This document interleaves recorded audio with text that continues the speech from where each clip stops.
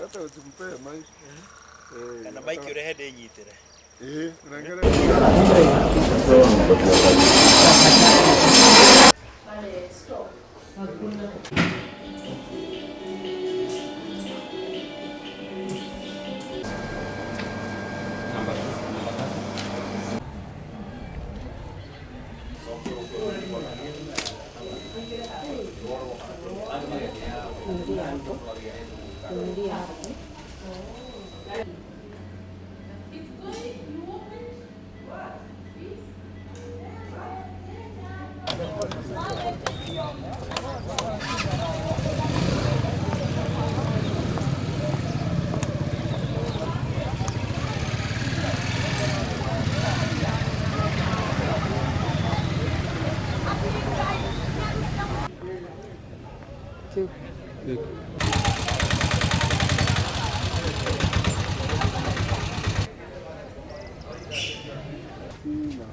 Wengine pia ambao tuko na makienyeji ambaye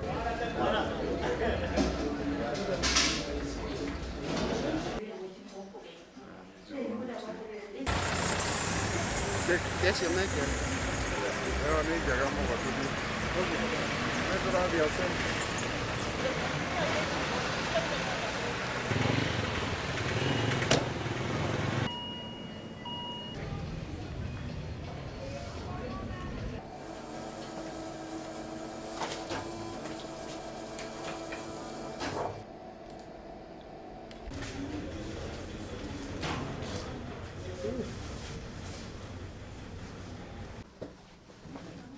Weka kwa stand.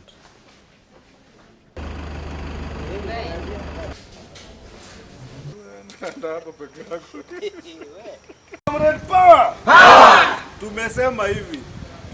If we will not be covered within the next 7 days. Yes. Tunapeana our service we cannot even be able to get for ourselves. Amechoka. Punda amechoka. Punda amechoka. Punda amechoka. Punda amechoka. Punda amechoka. Punda amechoka. No cover. No work. No cover. No work. Na wasikia hivyo. No cover. No work. No cover. No work. Na wasikia hivyo. Na hiyo si mchezo. Saa hii hakuna mtu amelipwa mshahara hapa. Yes. Kuna mtu amelipwa? Hapana. tuko hali mbaya. Uko covered na health? No. Ukigonjeka utapeleka mtoto wako hospitali na nini? Tunalipa bwana. Kama ni hiyo mambo ya delay of salary itabadilika hii Kiambu. Yes. Utasema no? No. Mbaya sana.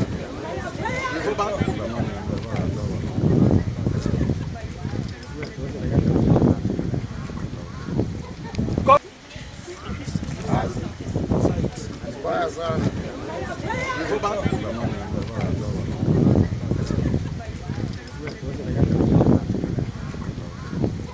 Comrade Power! Power! Tumesema hivi. If we will not be covered within the next 7 days. Yes.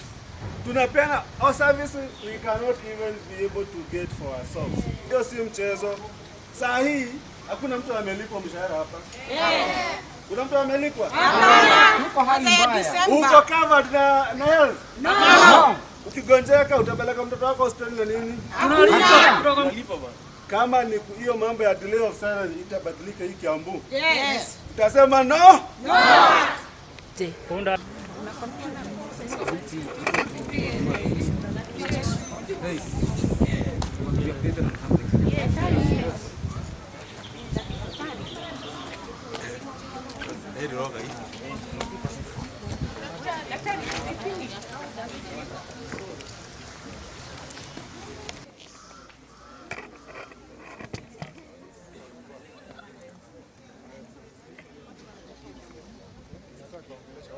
Kwanza release hii timu kwanza.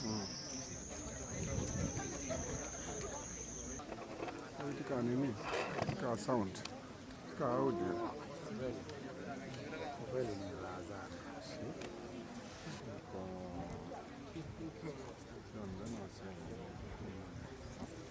Hizi ya nomi ni ndio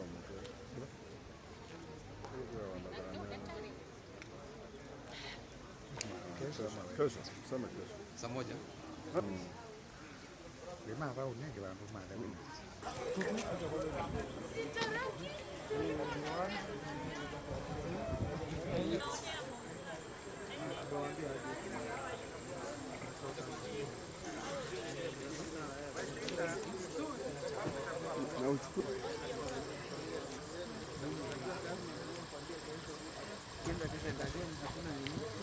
Kiambu now, to get even a glove, to get even a dose of paracetamol is a very, very unheard of.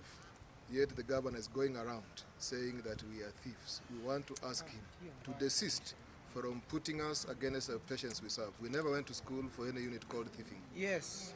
With that, we want to say within 7 days, if these things are not resolved, we will mobilize our members for a serious industrial action. And therefore, from now going forward, up to Wednesday, next week, the 15th, by close of business, if these matters will not have been resolved, we shall have a shutdown in the Kiambu health sector. Yeah. The Kiambu health workforce is a workforce that is extremely frustrated for simple reasons. One, through our pay slips, we pay to NHIF to cover us for health services. In the last 1 week, we have realized that our members who have sought services have been forced to pay out of pocket. And the reports we get are that Kiambu County Administration stopped remitting our contributions to NHIF. We hear that there are some other dubious schemes that are being introduced. We want to tell His Excellency the Governor that we shall resist being put to any other scheme that we are not aware of.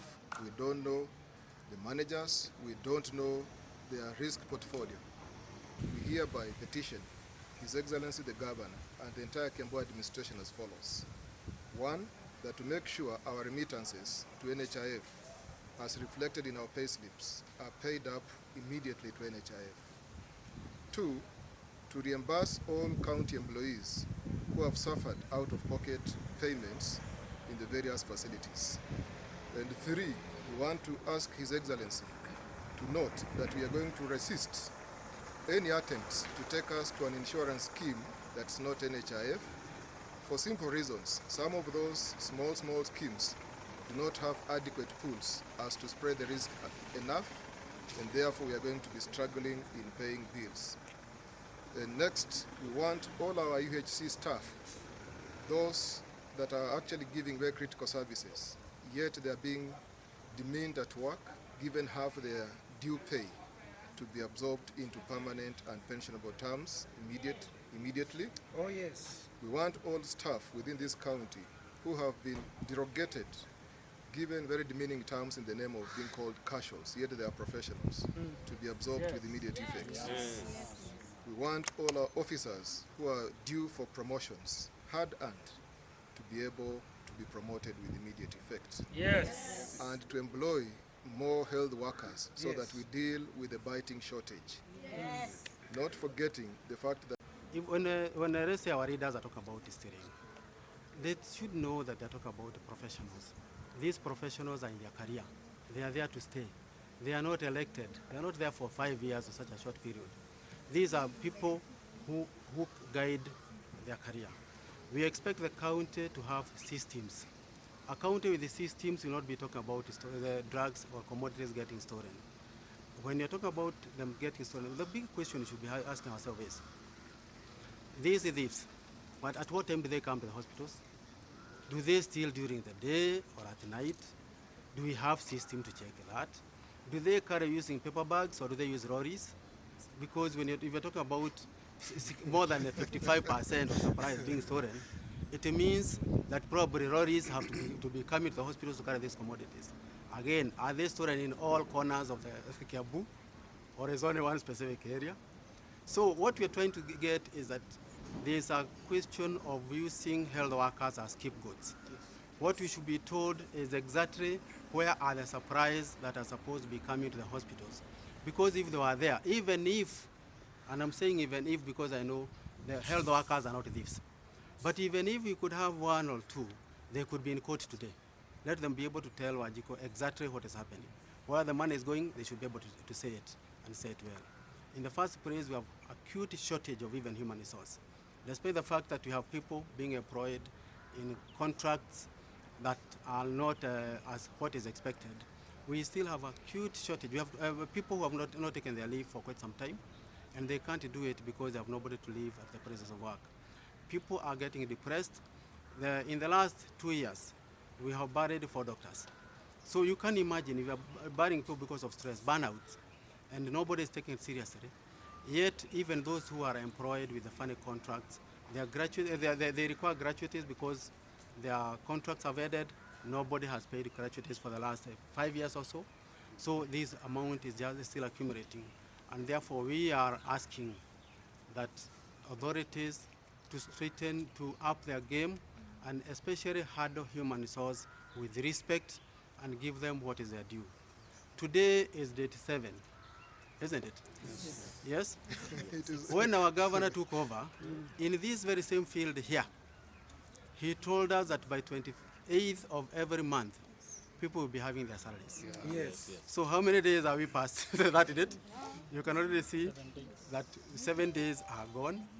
Pay slips, which is a document that shows people when they are going to be paid and how much they are going to be paid, ordinarily has been coming on 20th or before 20th with the other regimens.